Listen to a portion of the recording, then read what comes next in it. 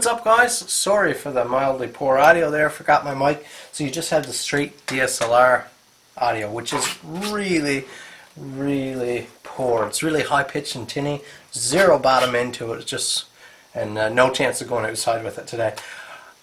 As you can see, work hasn't stopped for me. It's fine to come out here in the shop. My shop is quite isolated. So I've been working on, well, today I'm just tying up a lot of loose ends on different projects. I'm going to be working on some knives. I got a strap. You watch me finish up the strap there. Like that. By the way, I just ran the GoPro and a chest mount for that. How do you like that? I'd like you to let me know. I've been sort of getting into the idea. I've been watching a guy lately. By the name of Andrew Camarada. And I learned about him from The Essential Craftsman.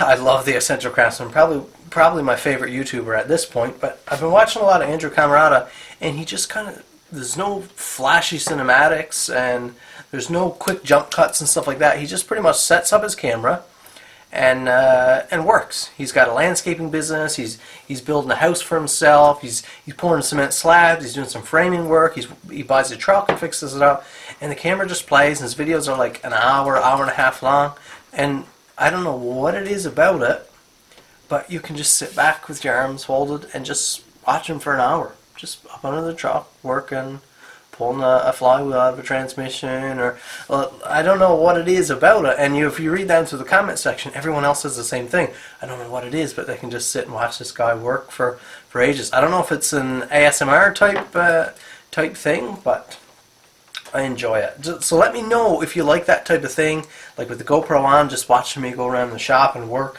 That might be something that I can employ in future videos. Especially, I don't know if you noticed in my last video, but I'm trying to make the videos a bit longer since so many people are sitting inside with not much to do. If us content creators can put out nice long videos and help take up some of the day, that might be handy, but let me know if you like that.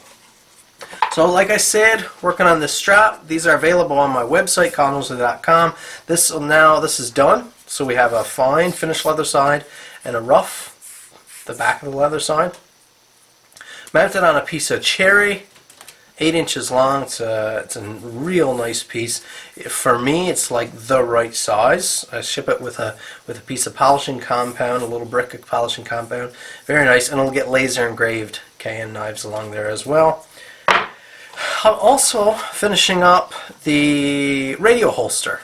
On a couple videos ago, I did wet molding a sheath, and I showed wet molding a sheath for leathering. That was from my dad, and he loves that. But I'm working on this radio holster.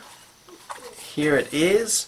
I had to wet mold this one inwards and then stitch around to a back plate. I have a clip here.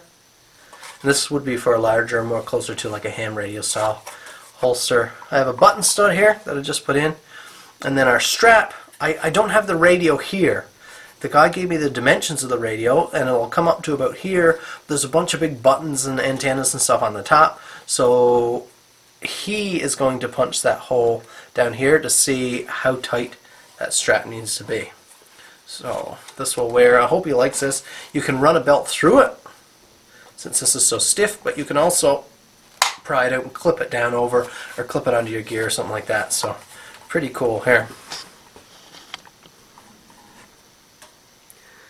Give you a close-up look of the work.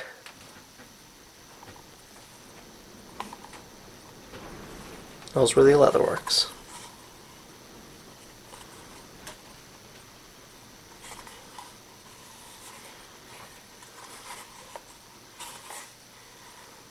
Now next up we have this vintage 110 style knife. This is not an actual buck, but it is vintage, and it's made by, I believe, let's see if I can see that. I forget now.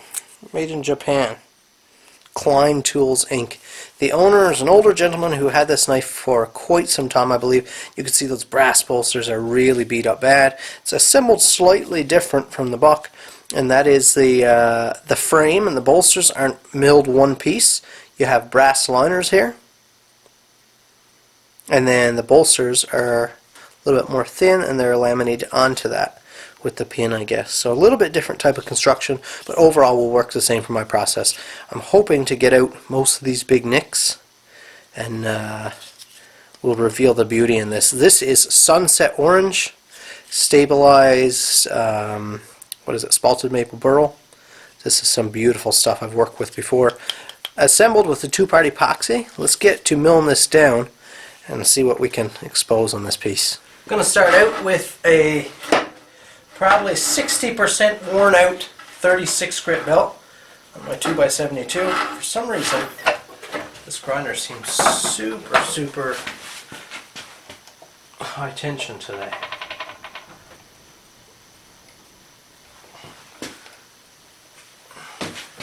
But I'm going to start with a partially worn 36 grit and mill the bulk of that, mill out the bulk of that stabilized wood.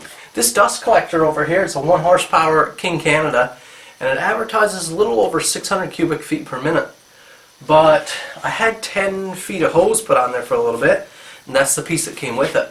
But the amount of suction is not extreme. I would have thought 600 plus, if you can believe the numbers. I would have thought that would have been strong. And the very biggest ones, and that is the big stand-up roller cart ones, only run just over 1,000. So I thought this would be really good. It is doing a good job. It's keeping a ton of dust out of my shop. But I couldn't imagine, like, these guys have these single unit like I have here, and they'll have piping systems run throughout their shop, coming down with blast gates at every tool. And I mean, I just can't imagine running 25 feet of 4-inch PVC pipe down to a dust collection system and expecting the system to pull the air back up an 8-foot wall back over and down to the system. I do not understand. Maybe you can enlighten me. I do not understand what kind of air they must have moving. I don't know. I just, like I said, this is supposed to be 600 plus, in excess of 600 cubic feet of air per minute, and just with, I have about 8 feet of hose here now. I mean, it's not extreme. It just a light pull, you know. A lot of times you look down and there'll be dust sitting, pooling up down in the line there. I don't know.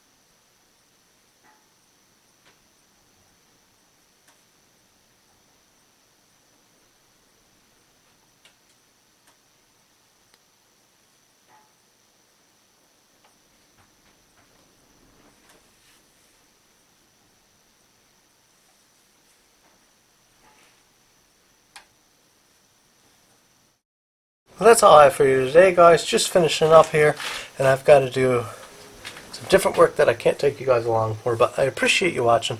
Remember to answer my question down below on what you think. I just ran again some more just steady GoPro footage as I was working. Let me know what you think of that, if that's something you'd like to keep seeing me do. Hit that like button, subscribe if this is your first time here. Check out my website, www.colnoseworthy.com, if you'd like to consider purchasing a strap. If you have a buck 110 you want me to look at, go ahead and email me at the email down in the description there now. Thanks for watching. We'll see you in the next video.